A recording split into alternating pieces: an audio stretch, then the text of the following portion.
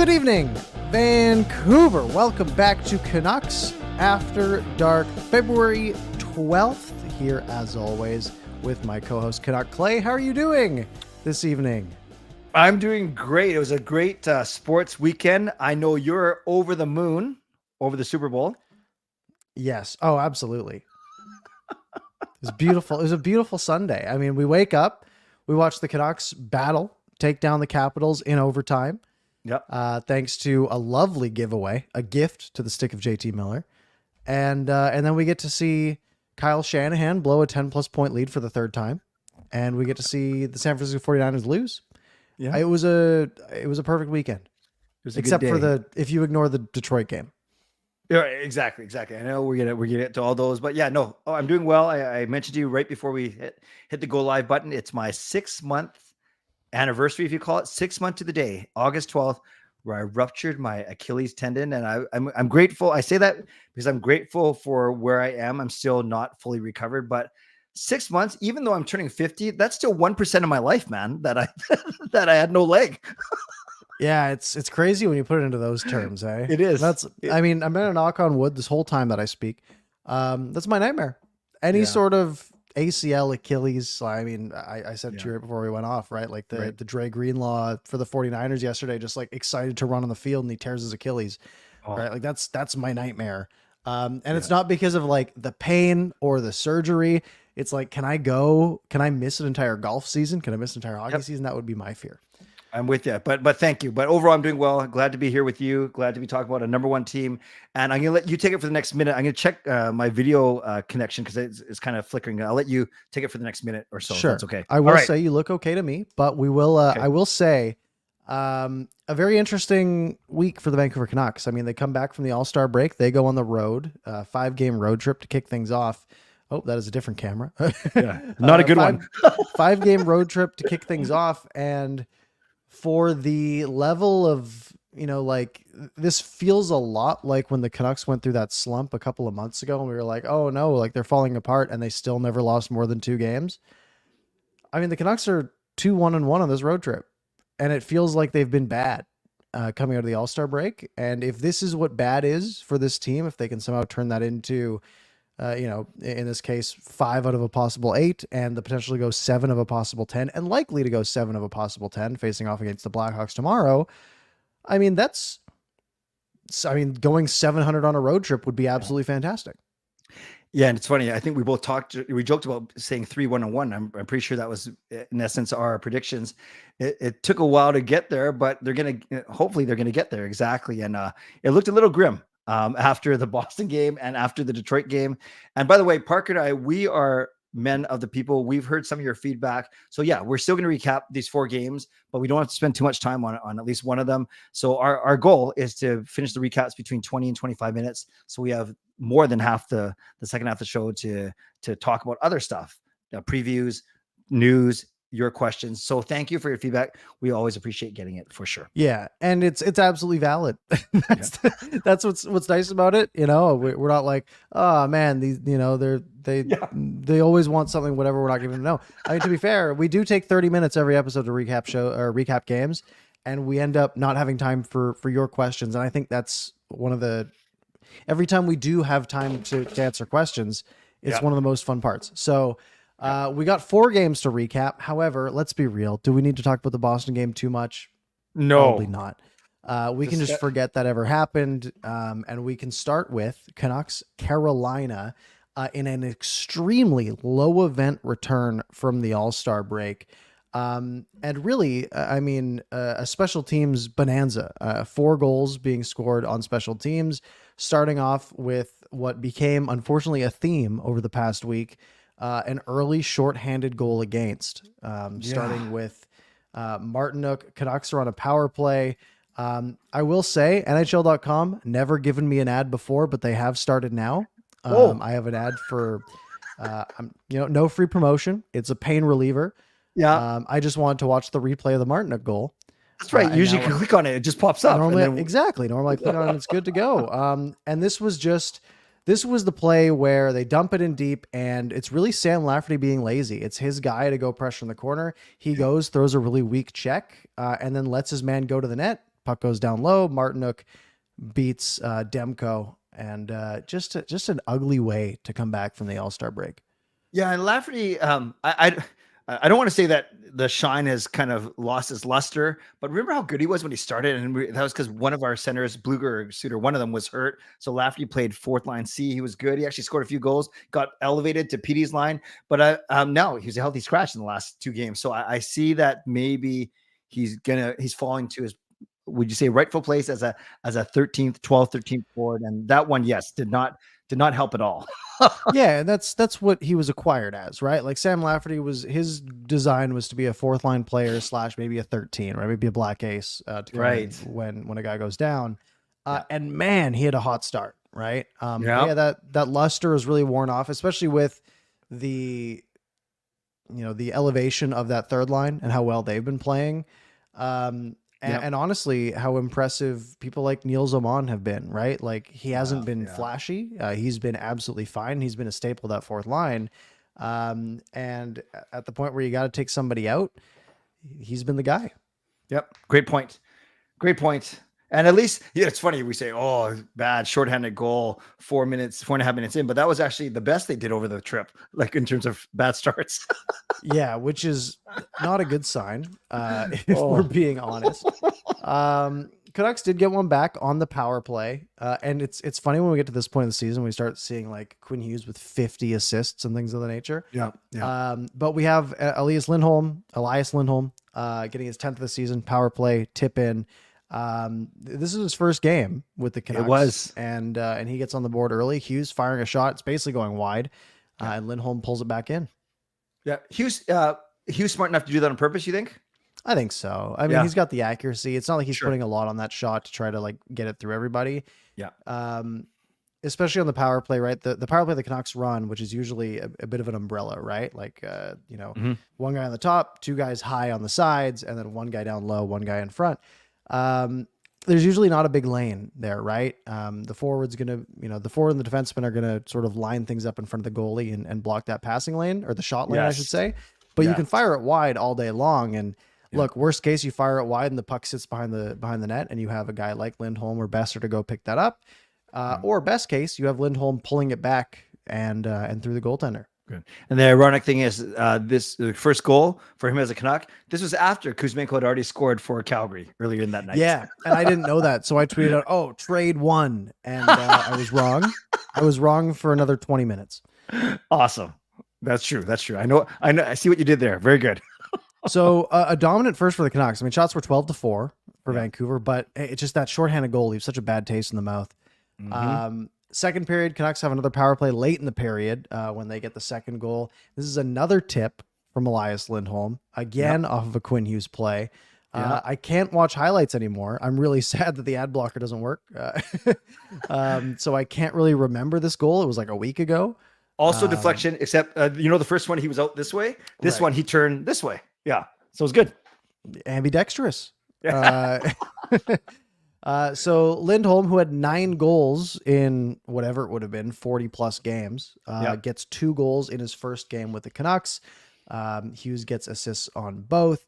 Unfortunately, that lead only lasts about 2 minutes. Canucks go back to the penalty kill for a too many men penalty, which has unfortunately reared its head as of late as well. Sebastian Aho ties it up.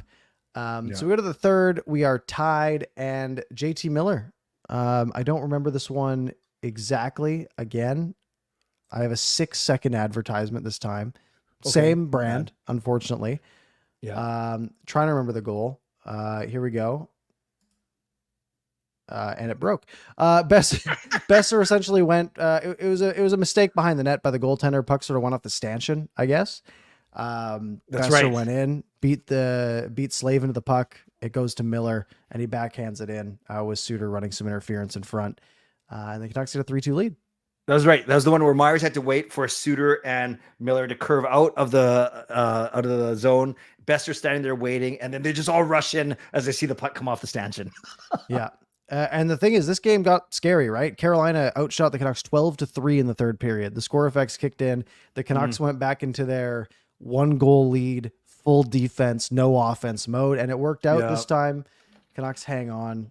Thatcher Demko with a great performance, 2 goals on 24 shots for a 917, which was that below what he's at for the year? Yeah, it's below what he's at for the year, which is a pretty good sign.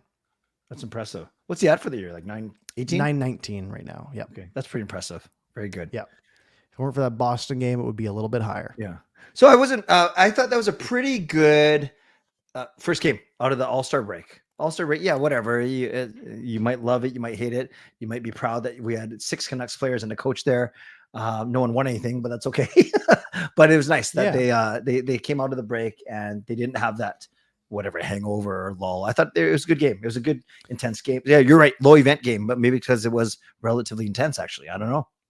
Yeah, and I'm curious on the analytics side where the Canucks sort of fall this sort of week, right? They felt like they've been maybe on the negative side of things. The Carolina game, expected goals wise, I don't want 5-on-5. I want all strengths. Let's pull that up here. 47% for the Canucks, so they got slightly outplayed in all situations. Okay. They did worse than they did in the Bruins game, technically. The Bruins game was about 51-49 on the expected goals front, but obviously the Canucks couldn't do anything. Yeah. And I will just get ahead of myself. The Red Wings game, which they lost, they were at 64% expected goals, so pretty dominant. And then against the Capitals, their win, they were at 44%. So 3 games this week where the Canucks have been outplayed, technically, at least by the analytics standpoint.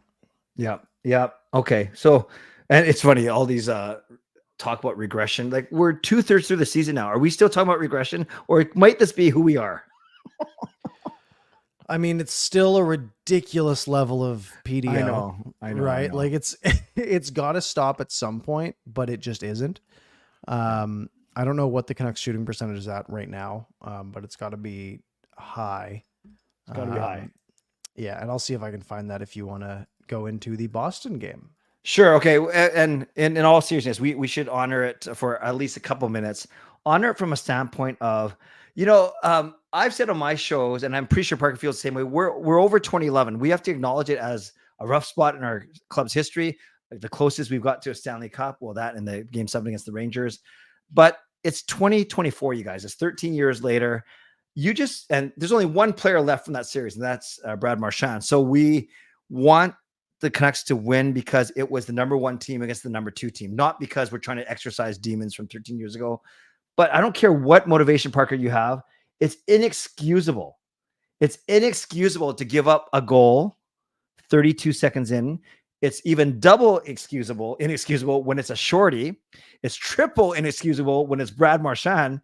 And it's quadruple inexcusable when they get another shorty before the period ends. Like, oh. Yeah, this game, and I'll just go back. Canucks are at 13.2% shooting percentage when the league average is around 10. So obviously that's nice.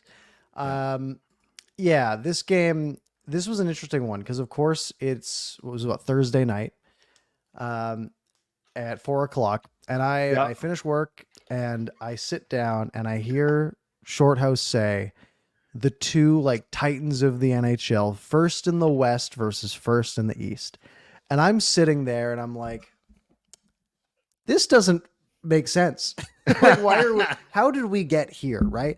Like this Canucks team obviously wasn't supposed to be where they are right now. And I sit there and I'm like, what a good day. Like the Canucks they're first in the league. Like no one expected this. And we're talking about after the last few years, how, this game is the clash of the Titans, the class of the NHL.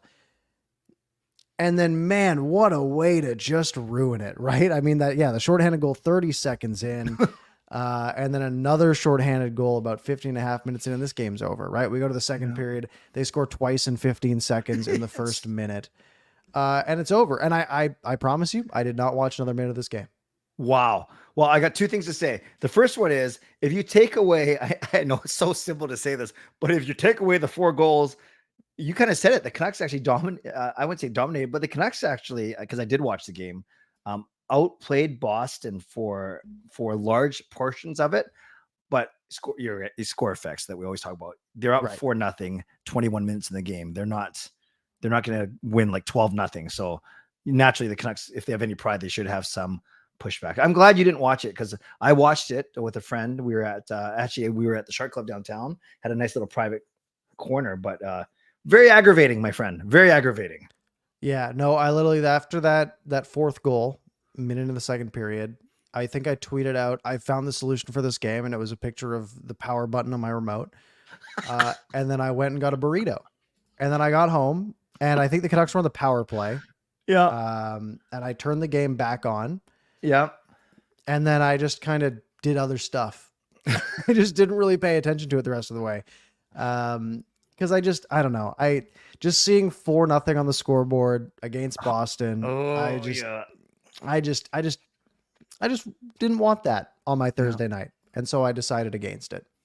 And if you lose 4-0 and you're -4, guess what? You're on the ice for all 4 goals. That was Lindholm and Petey. It's tough. I mean, that's what happens when you're on power play 1. You allow 2 shorthanded goals in the first period. I mean, you're gonna be on the hook for those. Yeah. All right. Before we go to the next game, I'll give you a 30-second story. You might not care, but it's these people want me to address it. The night before on my stream, Ice Rink Insights, one of the person, he typed into his comment. He goes, Canucks versus Bruins, big game or whatever. And then it basically read big game Tom, as in tomorrow, Marchand's going to score. But I read it I read Canucks versus Bruins, big game, Tom Marchand going to score. So that's why Tom Marchand's nose, Tom Marchand's junior coach, Tom Marchand's like they're all in the chat tonight, just so you know. Yeah, I think I saw that on your Twitter. Yeah, it was ridiculous. Correctly. So there we go. Welcome everyone, Tom Marchand's family. Happy to have you here. So then we get into sports weekend, and I wake up Saturday morning, and I think it was like 8:00, and it was like, it is the perfect time to make some breakfast, have a coffee, Canucks Red Wings, and then I'm thinking like, I'm going to watch this game. I think I had my own hockey game that afternoon at like 2:15, so it was perfect. And then the following day, it's like, hey, we got Canucks game and then the Super Bowl. And what I ended up watching, of course, was the final round of the Waste Management Open, where Nick Taylor won that. So Saturday morning, unfortunately, if you look at the recap, you'll notice a bit of a trend. You'll notice that last game, actually, let's go back 2 games. Carolina scores in the first 5 minutes. Yeah. Then the Bruins score in the first minute. Yeah. And then the Detroit Red Wings also score in the first minute. And once again, it is just lazy play in the Canucks own zone. Like, they didn't show up for this one. They weren't ready to play. And Lucas Raymond, 45 seconds in, and the Canucks are behind the 8 ball early. Yeah, Ted Myers just let him go around him. Doesn't check him, doesn't take the puck, doesn't do anything. Yeah, that was really bad defending by Tyler Myers. To be the largest man on the ice, pretty much, right? 6'7", 6'8". I don't know what the official number is. On skates, you can make it 6'10" at that point, right? Get in the guy's way. That's your one job. Yeah. You're allowed to do that in beer league. You can get in the guy's way. They won't call a penalty. Just stand in the guy's way. Don't let him through, and he can't do anything. But Myers just gets burned to the outside, and then DeSmith sort of comes out and challenges a little bit. Raymond beats him around the corner, because I don't think Casey DeSmith expected Tyler Myers to just let him through. Yeah. He's probably like, oh, this guy's going to be stuck on this side of the ice. I'm going to come out to challenge. Yeah. This was a little bit of vintage Tyler Myers, unfortunately. Yeah. Somehow Raymond gets past Myers and gets past DeSmith, who's basically stuck on one of the posts. Yeah. Not great. Not great. I mean, so first period's pretty even. Other than that goal, nothing else happens. We go out in the second period, and keep in mind this game, some new look lines after the loss to Boston, right? We have Höglander playing with Pettersson and Suter. Good point. And this works out a minute in. We have a Hronek shot from the point. Pettersson gets a second assist. Niels Höglander tips it in. Höglander has been so good. And I think we talked about this last week, how I was thinking like, I don't see him getting into a top 6 role just because it hasn't worked so far. He's been so good in the bottom 6. Yeah. This week, I think Höglander's shown that he's not going anywhere. I agree. And Hronek, really good wisdom, intelligence, hockey IQ. That's what I'm looking for. Made him sound like a 50-year-old man. He usually whips the puck 100 miles an hour, sometimes hits the net, sometimes hits opposing players, sometimes misses the net. But that one, he obviously took at least 20, what do I know, 30 miles an hour off of it. Nice slap pass so Höglander could put his stick down. That was really nice play. Yep. And then Hronek's rewarded about 10 minutes later. He takes a shot that goes through for his 4th of the season. Only 4 for a guy who's probably broken 6 legs, it seems like, with his shot. And then a couple minutes after that, Elias Pettersson gets his 28th of the year. And just like that, I mean, what a second period, right? The Canucks, we had this narrative for a good chunk of the season that, this team excelled in second periods, and they absolutely showed that here. Unfortunately, it didn't make it all the way through the third. Yeah. And what's our, well, we already know that we lose this game. Is it true that we've captured 60 of 62 points when we're leading going in the third? I think correct? so, like 25-0-2 or something along those lines. Whatever it is maybe now, maybe it's 50 out of 52, something like that. Yeah. Okay. Maybe 27-0-2. I don't know. It's somewhere around there. And as I'm watching, it's not even a meltdown. It wasn't brutal. It wasn't like Boston, but I keep forgetting that they're right there. They're right there fighting for third place in the Atlantic. So they're a good team. They're 8-9 games over 500 right now. Yeah. They're also a very high shooting percentage team. They're second in the league, 12.1%. They just really haven't had the goaltending to back it up, right? Alex Lyon's been better. But yeah, this one was weird because the third period, kind of the whole way, I felt like Detroit was going to pull back, but it also didn't feel like the Canucks were playing terribly. Like it didn't feel like, oh, Detroit's going to outshoot the Canucks 16-6 in the third period. And it's either the goaltending holds up or it doesn't. Right. Sprong scores on the power play, and then Rasmussen ties it up with a tip in about 8 minutes into the period. The rest of the way, it was pretty even, pretty back and forth. Nothing, too dramatic, until of course we get to overtime.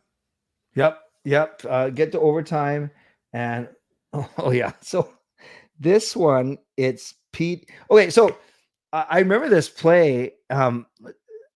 Let's backtrack for a second. Did you notice that Lucas Raymond, you know how, I guess we didn't even talk about how Zadorov knocked him out. Well, I took that penalty, I should say. Yeah. Didn't knock him out. Yeah. And Raymond flopped a little bit. I'm not sure what you thought about that, but then Raymond came back. But then I remember at least 3 other times where Raymond got crunched, or it looked like he got crunched. He's really good at selling it, doing the thing where he looks up to see if the ref's going to call it. And then magically he's up again. So yeah, PD chased Raymond. Stutzel in him. Yeah. That's fair. PD chased Raymond behind the net, and I was fine with that play because PD's aggressive enough. He's smart, and I think he knew that Raymond was kind of having an off night, even though he scored that first goal.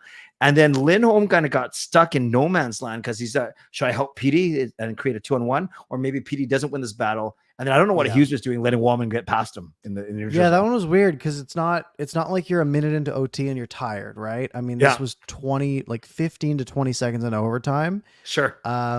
I feel like he should have just been able to catch him, right? Like, don't let him get that step on you and catch up to him. Yeah. But instead, he lets Wallman by. Wallman gets through. He cross checks him in the back and gets called for a penalty shot. Mm-hmm. Mm-hmm. What do you think of the penalty shot? I don't even know who this guy was. Wallman, I mean, he goes in. It's a nice goal. It's a nice shot. Just straight up beats DeSmith. And then he hits the gritty. And What'd you think? for a second, I was upset. And then for a second, I said, you know what? That's pretty cool. Because my initial reaction was like, I am mad that you have done this. And then immediately after, I was like, could you imagine if Niels Höglander scored a penalty shot and then pulled that off? That would be the coolest thing of all time. And so I have to just you know what? Fine. I'll turn the TV off. I respect it. You win. Whatever. Yeah. And it's not like the gritty is slapping a puck into the empty net with 1 second left. Right. That's egregious. You should never do that. Never. How dare you hurt the empty net? We'll get to that. We'll talk about that more later. The 75% of Leafs fans in Ottawa. Yes. Okay. So the Canucks lose that game, but again, at this point, they're 1-1 and won the road trip, and then they have quick turnaround. Capitals had a quicker turnaround. They played at noon on the Saturday, while the Canucks played at 10:30 a.m. start on Sunday. Perfect scheduling. You have a game that'll end around 1, and then you have the Super Bowl at 3:30. Yeah. Canucks Capitals, we got to go quick because we said we'd go faster on the recaps, and we haven't at all. You have Canucks legend Nick Dowd scoring a minute in again. This Bad time play it was a minute 8, so it was a little better. Cole just doesn't notice that there's a guy skating behind him. Ian Cole was bad yesterday. Yes, it wasn't just this goal. All around, he didn't have a good game. 800th career game, did not have it. However, you have Connor Garland going in, tying things up. Really nice shot over the pad, under the glove, well placed. Shout out Noah Juleson for this game, by the way, right? I He agree. gets his 4th assist of the year on this goal, right? Not like he's doing anything on the score sheet. But he was really good in this Yeah. game. And he's been really good as of late. Yeah. He has played his way from being someone who shouldn't have been in the lineup over Mark Friedman, in my opinion, to proving me so wrong because he has gotten 6 times better. And has been, he's the 4th best defenseman on this Canucks team right now. Yeah. Oh, sorry. That was pretty funny. Because I was just going to say, with Susie and Zadorov out, he's number 5. But yeah, he's probably playing better than Myers, I presume you're going to say, or Cole. Both. So he's number 3. Well, yeah, number 3 currently. Yeah, 'cause And then Susie he's and ahead of Zadorov are out. Susie. Yeah. But like, is he ahead of Zadorov? Or no, sorry, No. he's not ahead of. He's behind Susie, but Right, he's probably ahead of Zadorov as Right. the way he's playing right now. Like, I think he's genuinely number 4 on this team. So I agree with you. Juleson, he knows that he's actually not the worst defenseman because Mark Friedman had to come in because of Zadorov's game 1 suspension. So I agree with you. He only played 15 minutes, but they were solid 15 minutes, including that really good first pass on that goal. Absolutely. Very good. Yep. Second period, Ovechkin gets one that he didn't really deserve. I mean, he fired it across to Oshie and it hit a skate and went in. Unlucky. Niels Höglander, unbelievable goal. I mean, Pettersson gives him a little drop pass. He goes down the right wing. He looks like he's, either going to drive the net or try to pass it back door. Instead, just goes quickly to the backhand. It goes shelf over the shoulder. Unbelievable goal from Höglander, and really just cementing his spot. Like, he's got all the skill to be there.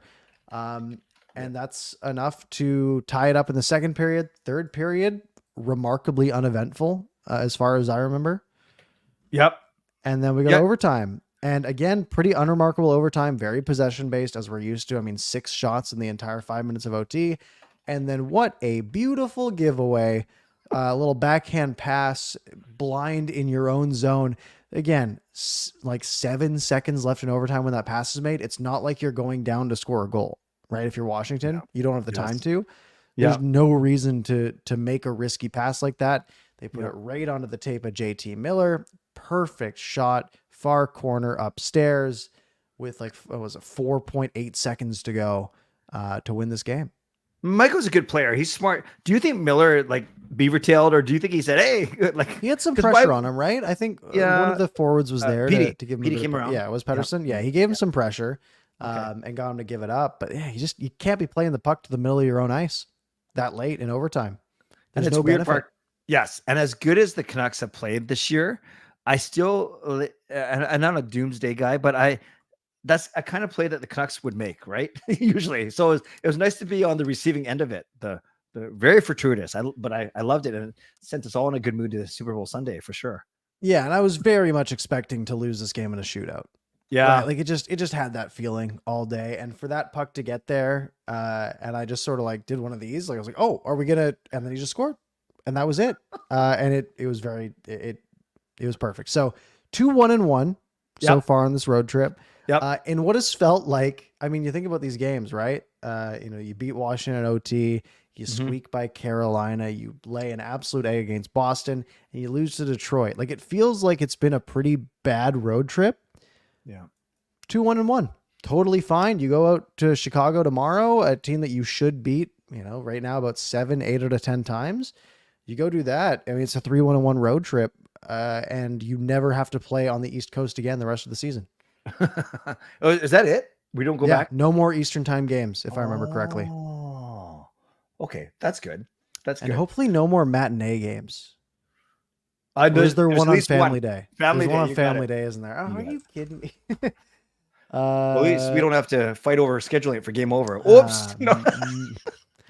Minnesota. Oh, that's going to be so boring.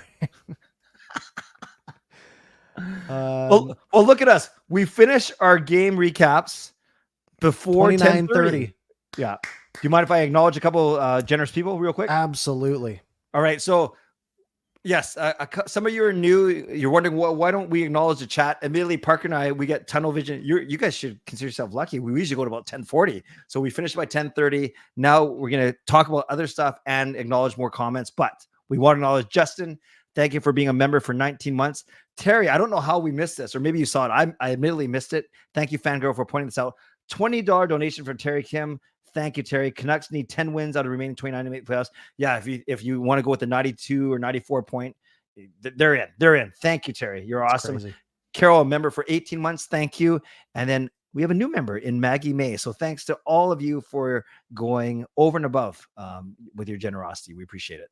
Thank you very much. Let's go over to The Athletic to see their current predictions.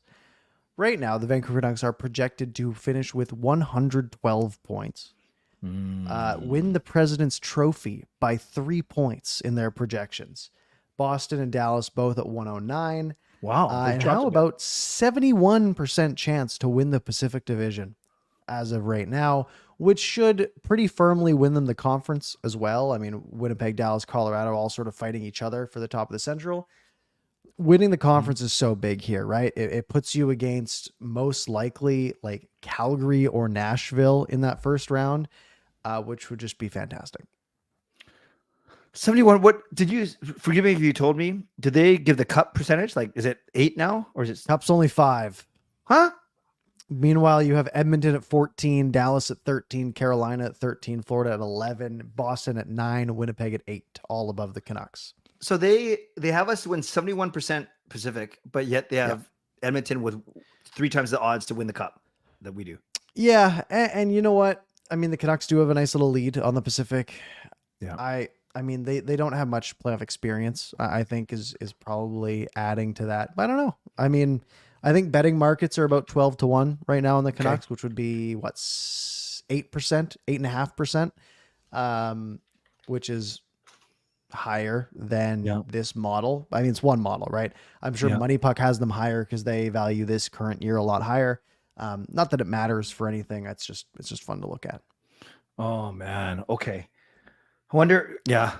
But hey, 1 in 20 chance. 20. I'll take it. Yeah. Yeah.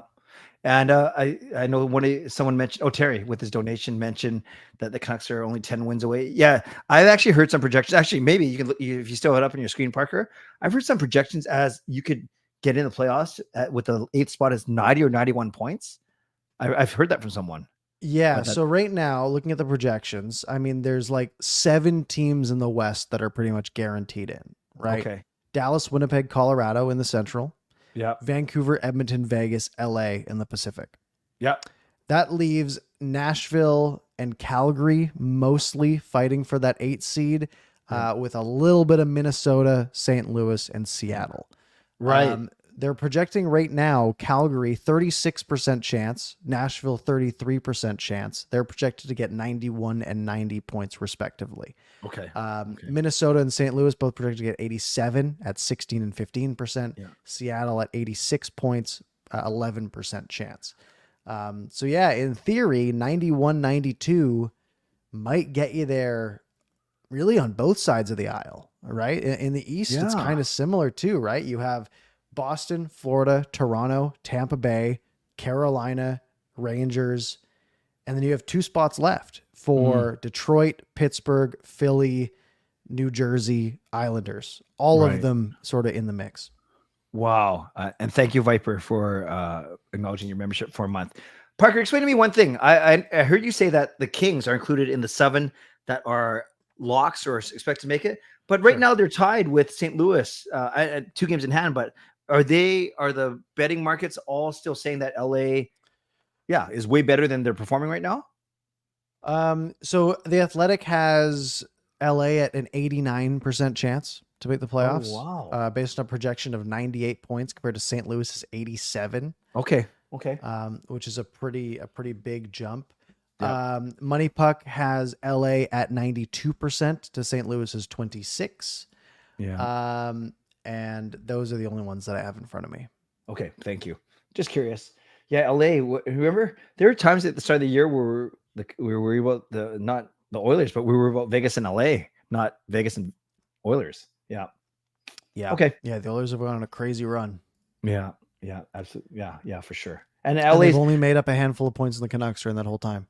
And I know a lot of people on X were typing that, but it's true. Like when they won their 16 in a row, The Canucks were 13, whatever, 1-2 in that. So they only gained 3 or 4 points by winning 16 in a row. And it's a fact. It's not, we're not making fun. We're not throwing shade. But Edmonton, well, I guess Vancouver fans can be like this too. I'm finding that Oilers fans are pretty nasty on X as well. I don't really pay attention to Oilers fans, to be honest. I'm pretty liberal with my mute button on Twitter. I will not lie. Yeah, not afraid. Yeah. No, I don't need to see stuff I don't want to see. That's fine. I can see. That's why you're always so calm. You don't worry about stuff like that. That's good. Yeah, good. We'll go with that. So where does this leave us? About 25 minutes here on the show. Okay. We obviously want to take some questions. I mean, really, we got how many games do we have to preview? Is it 4 again? It's 1, 2, 3, 4 games to preview. How we don't need to spend too much time on that because it's a team that we've already seen in Detroit. It's the Blackhawks who they should beat. It's the Wild who they should beat, and the Jets, which should actually be a fun game on Hockey Night in Canada. Oh yeah. What I do want to focus on though, I want to quickly ask you. I want your take on the Ridley Greig, or however you pronounce his name, because it's not spelled correctly on either end. I want your opinion on taking a slap shot into an empty net from 8 feet away with like 4 seconds to go in a game. Okay. My opinion, and I'll flat out say, and before anyone calls me out on it, yes, I've never played competitive hockey before. I understand it. I love talking about it. I'm the 49-year-old dad in roller hockey that they put me in front of the net so pucks can bounce off of me. So that is my experience in competitive hockey. If Ridley Greig was on my team, I would discourage that kind of behavior, but it does not justify getting cross-checked in the face. So I was okay with Ridley Greig with what very kind of loosely, not my preference, but I think if Morgan Riley just bumped him, or even plowed him into the boards, or bumped him in the boards, or even fought him, that is way better than a cross-check to the face of an unsuspecting player. I don't care if it's Toronto, Ottawa, Calgary, whoever. Put any team in there.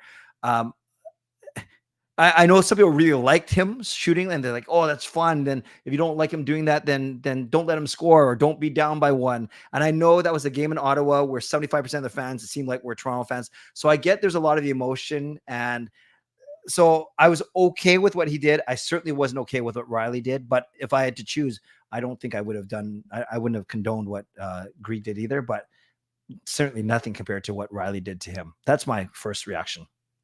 Yeah, I think, look, if this was done to my team, I would be frustrated. Yeah, especially in the situation the Leafs are in, where they've failed every single year, and it feels like the wheels are sort of coming off for them. But for this guy on the Ottawa Senators who aren't going to make the playoffs, right? Rookie, just goes out there. Was this game? This game was in Ottawa, right? It was. That's the part to me that takes it from like to me, that's just cool. Like, because if I'm at home, like if we're at a Canucks game, let's say the Canucks are like just barely pushing for a playoff spot, and the Canucks are against like a high seeded Boston team, and you have Niels Höglander rip a slap shot from 8 feet out to seal it or something like that on an empty net. That would be so cool. That to me, it's honestly like, is it disrespectful? Absolutely. And that's the best part of it. That's the entire point of what he did. It was to say, screw you guys. We just beat you. Get out of here. Go back to your rink. And to me, I think that's great. Now, if I'm the opponent, I obviously think, someone can take a run at him, right? Go, like you said, right? Go just, give him a shot into the boards, right? Try to drop the gloves, whatever. Obviously, what Morgan Riley did was not acceptable, and I think the hearing is today or tomorrow, or tonight. Tomorrow. I think it's tomorrow at this point. So we don't know the actual suspension yet. But yeah, it's just a cheap shot. Yeah, you can't do that. To me, part of me is like, look, maybe you shouldn't have let the guy in on a breakaway on the empty net and allow him to score from 8 feet. Oh, he didn't put the puck in the net the way you liked. Like, I just get over it is my opinion. I thought it was great. I thought it was great. We need some emotion. You think six games for Riley or so? That's what I've been hearing. 5 or 6. Probably. Yeah. The fact that it was an in-person hearing, it'll be 6 and probably not much more. But yeah, I think especially in like a rivalry game, it would have been a little more interesting if Ottawa's like fighting for that same playoff spot. But the fact that they're not, it's not as cool. But Mhm. I think that's a hardcore move. Yeah. Yeah. No, it was man, it had everyone talking. It was pretty crazy. It was pretty It crazy. was way too much of a conversation. Any other two teams, if it was Columbus versus Minnesota and someone did that, like Kirill Marchenko goes in and takes a clapper on the empty net to seal the game, it gets talked about for like one quick little segment on Sportsnet, right? Yep. It doesn't get blown up for the guy probably doesn't get cross-checked in the face by whoever. It's just like, yeah, it's just Toronto being Toronto. By the way, Carol, thank you. Gifts 5 Canucks After Dark memberships. Thank you. Yeah. Okay, let's Thank do you, a Carol. very quick preview and then we'll go to the people Okay. for some questions. So, folks, right now, while we're here, we got about 20 minutes left in the show. Get your questions in if you have any Q&A for us. We'll talk about these next 4 games very quickly. Starting tomorrow, 5:30 p.m., which is a nice start time for us. Canucks Blackhawks. Blackhawks obviously not good, right? 14-35-3. They are competing with San Jose. They are currently, after the 6-game losing streak, and the Sharks have won 5 of their last 10. They are pretty comfortably at the bottom of the barrel, top of the Macklin Celebrini sweepstakes. This should be a slaughter. It should be. It should Which scares be. me. The last time we played them, it was close, right? Did they beat us? I don't remember. I have no recollection, but I can tell you very shortly. Yeah, I Canucks, thought Blackhawks, Game Center. It'll tell me the previous scores. Maybe. The Canucks have won both games this year, 4-3 and 2-0. Okay, so close. Okay, maybe I don't know what I was thinking then. Oh, St. Louis that we keep losing to, not Chicago. Okay, we're Right. fine. Okay, win no Bedard, we're gonna win. Yeah, should be a good one. Should be an easy one in theory. 2-day turnaround. Canucks come back home for a little 2-game homestand. They get the Red Wings, a little bit of spirit. Zadorov comes back for this game. Obviously coming back after that 4-3 overtime loss. Again, Canucks don't get scored on the first minute. They'll be fine. Yeah, they should win. First game home. Yeah, they should win that one as well, for sure. Saturday, Hockey Night in Canada. Jets come to town. That should be a tough test. I mean, the Jets 9 points back on the Canucks, but have 3 games in hand. They've been struggling as of late. Only won 4 of their last 10, losing to teams like the Flyers and the Penguins. They need to get right. They do have the Sharks on Wednesday. Maybe a chance for them to get back in the win column. I mean, they did beat the Penguins, but maybe a chance for a big win and get them back on track. I think this one could just be a goaltending battle. Yeah. Probably the 2 guys that are in line for battling for the Vezina, the 2 guys that will battle to be the 4 nations starter for US for the 2026 Olympic starter. Winnipeg's always a challenging team, Parker. I know we never play. It seems like in general, we never play well against them. We don't match up well against them for whatever reason. Yeah, it's Hellebuck has always had the Canucks number. But the Canucks are shooting at 13%. So just get a bunch of shots and you'll score a bunch in theory. Yeah. And then Monday, February 19th, next Monday, Family Day, which I didn't realize it's only a week away. 11 a.m. puck drop against the Wild in Minnesota. So probably like a 2-1 low key, go to overtime, 2 shots in overtime. Yeah. Very boring hockey game. Yeah. This is in Minnesota, you said, right? Yeah. Back in Minnesota. Yes. Okay. All right. So we got 4. Okay. I'll say, yeah, I agree. It's going to be low scoring. I agree. Every time we play earlier than 4 p.m. our time, it's not an automatic loss, but it's an automatic extra time game, it seems like. Yeah. The Canucks don't seem to love the matinees. Yeah. Man, this seems so. I'm going 2-1-1. I think they'll beat Chicago. I think they'll beat Detroit. I think they could lose to Winnipeg, even though that's Hockey Night Canada at home. And I think they could extra time loss to Minnesota or flip it around, Minnesota and Winnipeg. I think it'll be 2-1-1. I'm going to go 3-0-1. I'm going Love 7 points of a possible 8. They will kill the Blackhawks. They'll beat the Red Wings. They'll lose to the Jets in OT, and they will beat the Wild. Love it. And then quick turnaround. Obviously, we'll be back here next Monday, 10 p.m. And then the Canucks play the Avalanche. They're on a back-to-back. One of their last 2 back-to-backs, I think, of the season, as they go from Minnesota to Colorado. And then a whole lot of home games in March. A lot of home games in March for a team that has been very, very good at home. Yeah. And they should hopefully just go on a run here and start cleaning up. Yep. Agreed. All right. 15 minutes to go. Anything else you want to cover before we go to the people? No, I think that's a question about the Patrick Laine thing, which I just read about now as we were, but that could be part of our questions. That's fine. Okay. Yeah. Well, we're at the questions now if you want to go into that. Okay, I'll start with that one. I know Justin asked about it. I can't find it right now, but basically I didn't know about this until I just was reading about it. I was listening, paying attention to you as well. Apparently a podcast in Columbus was talking, making jokes about Laine taking his leave for player assistance, mental health. And I guess they were joking about suicide, which is brutal. I haven't listened to it.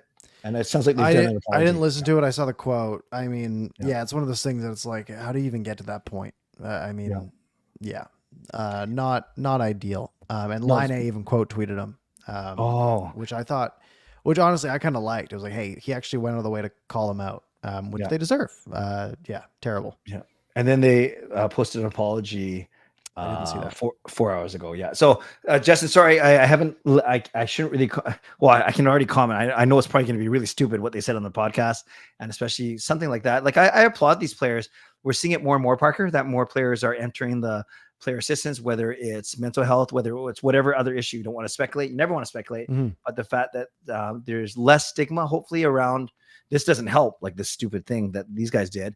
But at least the more players are doing it, or at least the NHL is being more open, whatever the reason is. These guys, they're human beings first and hockey players second. So and I saw people like, he's making like $9 million a year. He can just go wipe his tears with his. It's like, that's not how it works, right? Yep. It's just not. It's just silly. Sure. Duck, the podcast is called B&B Roundtable. B&B Roundtable. If you just on Twitter or on YouTube, if you just search up B&B Roundtable Laine, I'm sure you will find it. Yeah. Or just don't give them the clicks and and let them fade away into nothing, because it's kind of what's deserved. Would love to, Parker, address this one. I don't think Jet Wu gets in tomorrow, Wallach. You have to call up a defenseman because you didn't have any extras. So that's you call up Jet Wu.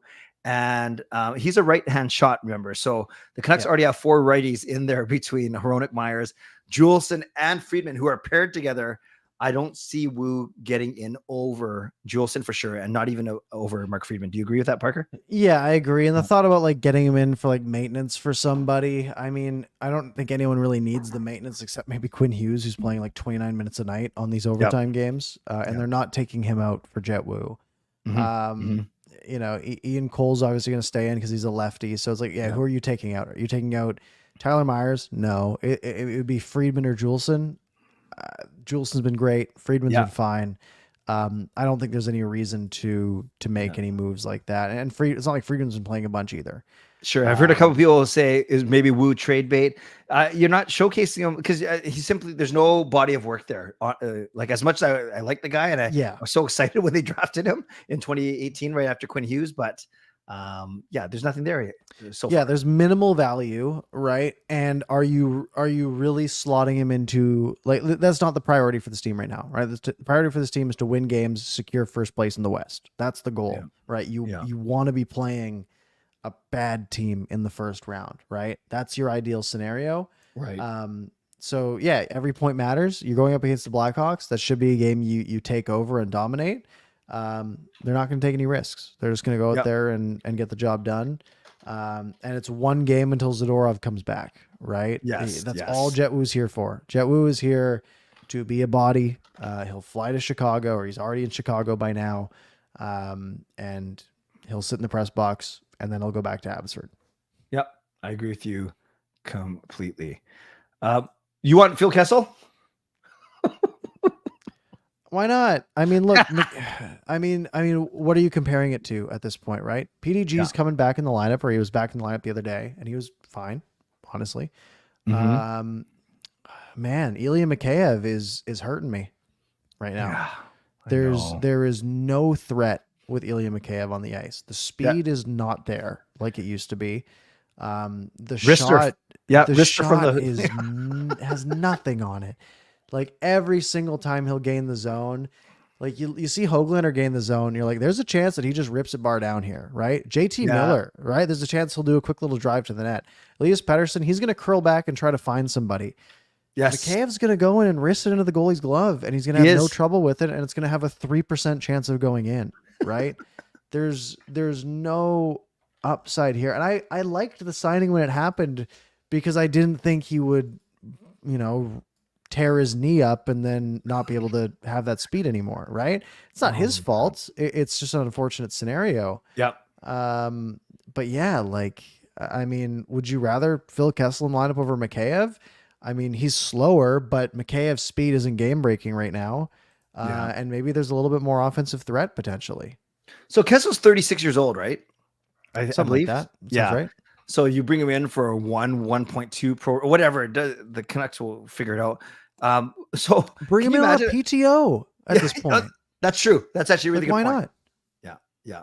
So you could have a top six of Besser, Miller, PD, Lindholm, Höglander, and Kessel. And then Mikheyev and Suter get bumped down to bottom six. Sure. Yeah, look, if Phil Kessel wants to come play for a Stanley Cup contender, and he wants to get into a lineup because no one signed him yet, and we're 50 plus games into the season. Mm-hmm. If Phil Kessel wants to play, he can sign a PTO. He can go play 3 games in Abbotsford and light it up if he's really got it still, right? Yep. Yeah. There can be a no risk thing for the Canucks where they say, hey, look, you want to do it? Do it, right? And we'll give you 3 games. You perform well, we'll sign you, right? Yeah. That and again, like worst case, you sign him to a 1-year deal that's done at the end, 2.5 months from now, that contract expires unless, they make it deep in the playoffs, and then you cut bait. It's totally fine. Isn't he close to like 1,000 points too? Like he's like 994, I think, if I remember correctly. He's at 992 career points. So maybe there's like the silver stick you have to pay for. Maybe that comes into the contract discussion a little bit. It's some extra money you got to pay. But no, I mean, it can't hurt at this point, right? Mm-hmm. He's already said that he doesn't care about the Iron Man streak, which is crazy. If you look, he hasn't missed a game in 10 years. If you look at his Hockey DB page, he has played. Actually, he hasn't missed a game ever. He hasn't missed a game since 2009, 2010. He played 48 games. He played 82 games every year except for 2012, 2013, which was the lockout. 2019-20, which was the COVID season, and then 2020-2021, the bubble season. He's played 82 games every season other than that. And people are like, oh, but maybe, there's a threat of him being scratched and he loses the Iron Man streak. The Iron Man streak's done. That doesn't count if you don't play the first 55 games of the season. Yeah. And he's even said, like, I don't care about that. I just want to play. Prove it.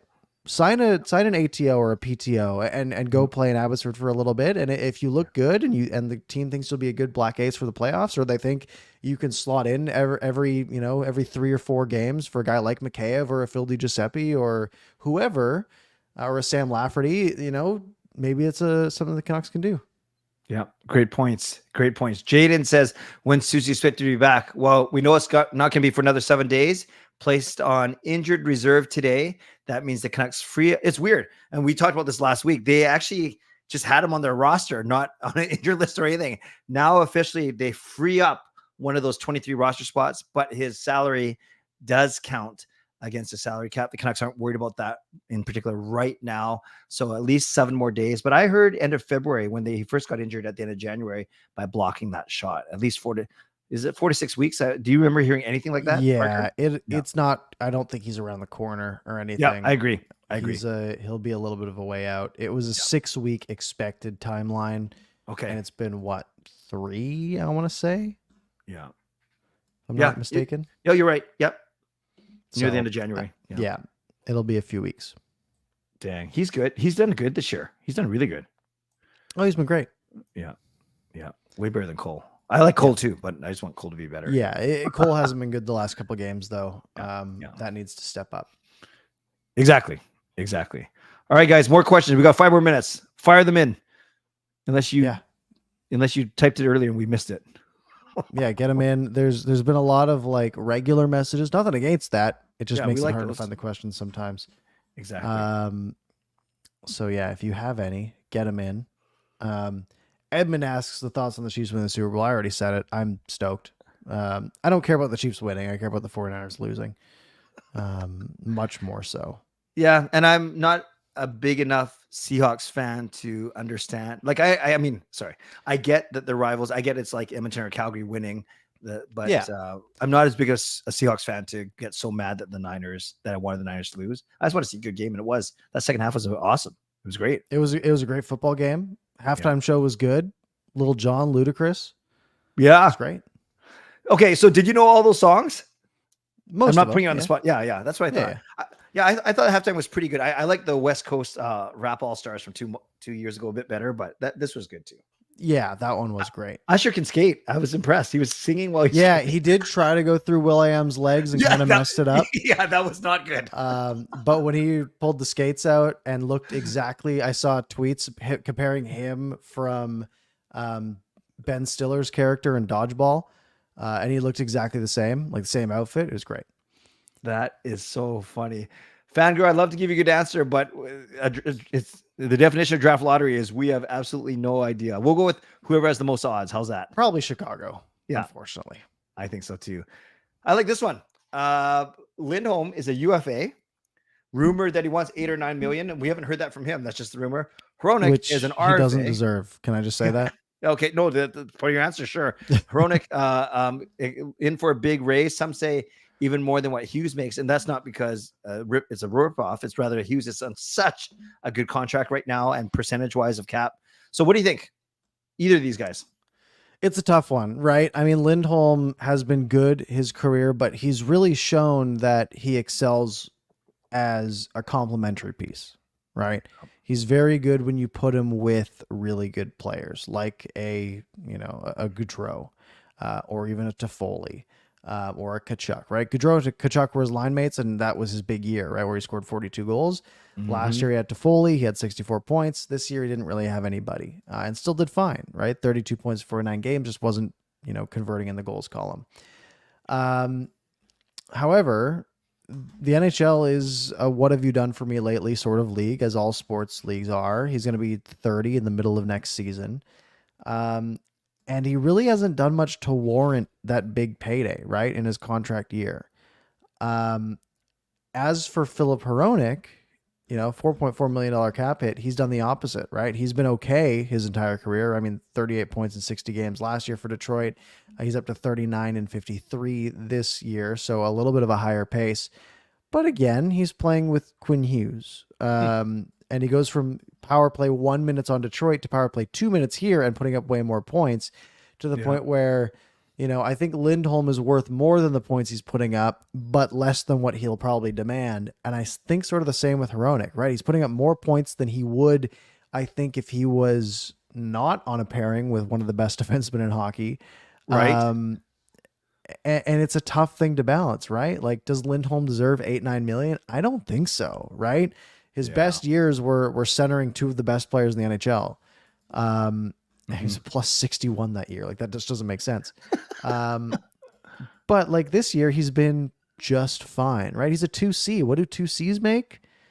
5.5, 6, maybe. Yep. And I'm in the same boat sort of with Hronek, right? Like, he's going to get paid a lot, but how much of that is just riding the coattails of Quinn Hughes? I mean, he's been good, but he's had some defensive lapses, right? He seems to really struggle to break up passing lanes. But he's got a heck of a shot that he hasn't really converted on this year, but he's probably, like I said, injured 17 guys with it. So yeah, it's a tough balancing act that I think both of them are due to get overpaid. Right. It's just a matter of which one are you going to overpay. And in terms of team need, you need Filip Hronek. You need, especially with Tyler Myers going. You say whatever you want about Tyler Myers, but he's probably going to be gone after the season. His contract finally expires.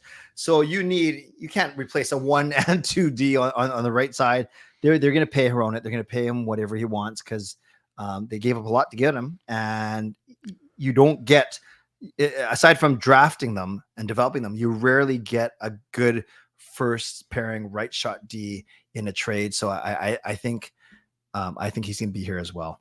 I really do. Now, Hronek, like you said, is an RFA for one more year. Correct. They could, in theory, just give him his qualifying offer, which is a shade under $5.3 million. Right. Much more reasonable value. If you think, like, look, he does have arbitration rights as well. Mm-hmm. But if he comes out and says, hey, I want $9 million, I mean, the Canucks just can't do that. Like, it's not cost effective. It's not positive value at that point. So they could, in theory, say, hey, well, we'll give you your qualifying offer and we'll try to move you next year. And maybe they, recoup what they traded for him in the first place, because he probably has higher value than he did than when he was traded for last year. Of course, then you just have more churn essentially in your roster. But this management group has shown that they're not scared of that. They're fine if they got to move a bunch of guys and bring a bunch of new guys in, right? He's like, oh, like Myers will be gone. Yeah, but they're going to sign a guy for $4 million in free agency and he'll do just fine, right? Like they'll make something work. I think that's a route they might have to go here because. And does Hronek get mad and play mad all season? Well, that's fine, I guess, right? Yeah, now it's your contract year again, right? Go out and produce, right? Yeah, and maybe we're not the ones to pay you $9 million a year, but maybe you can get that somewhere else. Yeah. Wow. And of course, there's going to be all this drama around Lindholm, around Hronek. Joshua needs a new contract, which I think they'll give him. Yeah, and don't forget a little issue, Elias Pettersson. Yeah, it's going to be a fascinating offseason. Yeah, Pettersson will get a good $5 million raise, maybe $4 million, but still. And you got to come up with that money somewhere, right? That's the cap increase right there. Yep. Now you have Dakota Joshua, who's going to want $1.5-2 million more than what he currently gets paid. Right. Yep. That's exactly what you got to account for. Yeah. Teddy Bluger's a UFA, right? Do they just want to keep this line together? I mean, he makes just under $2 million. Do they say, hey, we'll give you 2.5? There's another $600K you got to account for, right? Do you try to move off of this Ilya Mikheyev contract? You might have to give something up to do so, but that would clear up $4.75 million. And then you have Tyler Myers coming off the books, but that's a body that's 22 minutes a night you have to replace. Mm-hmm. There's a lot to be done this offseason. Like a lot to be done this offseason. You look at the UFAs for this year, right? You have Sam Lafferty, Casey DeSmith, Friedman, Myers, Cole, Philip Hronek's an RFA, Joshua, Bluger, both UFAs, Lindholm's a UFA. And then RFA side, Pettersson's the big one, obviously, right? But you also have Philip Hronek, like we just mentioned, and then obviously some other names down. So basically, half of the active roster. Yeah, and we saw this management group turn over this roster. Yeah, essentially half of it in 1 year. They're gonna have to do the same thing. Yeah. Yep. Can't wait. Awesome. Amazing. Yeah. All right. Well, now might be the time to wrap it up. It is 11:03, folks. We'll be back here next Monday, 10 p.m. Make sure you're subscribed, hit the bell, hit like, do all that good stuff. If you enjoyed the show, make sure, like I said, hit the like button. If you missed any part of it, you can rewind back to the beginning. You can find it on your favorite podcast platform in 10 or 15 minutes, whether that's Apple Podcasts, Spotify, etc., etc. It will be there. Just search Canucks After Dark. Clay, any parting words this fine Monday evening? No, good to be with you, Parker, especially after 4 Canucks games. I think if that's the biggest blip that we're going to suffer is only getting 1 point out of 4 in those back-to-backs between Boston and Detroit, and everything is kind of smooth, not smooth, but will be better from here. I'll take it. The Canucks have built up enough of a cushion where they can have a couple off games, and not that Detroit was off game. So overall, I'm feeling good. I'm liking what I'm seeing. The Canucks should be able to pick up some points, as we've talked about, over the next week until we meet again. Yeah, and the Canucks still have not had a 3-game losing streak this entire season, which is just ridiculous. That is pretty impressive. Yeah, folks, that's where we are going to wrap up. We hope you enjoyed. Like we said, we'll be back here next Monday, 10 p.m. to recap the 4 Canucks games and anything else that happens with the Canucks, whether there's more slap shots at empty nets or whatever happens. We will be here. Have a good rest of your Monday night, and we'll see you next time.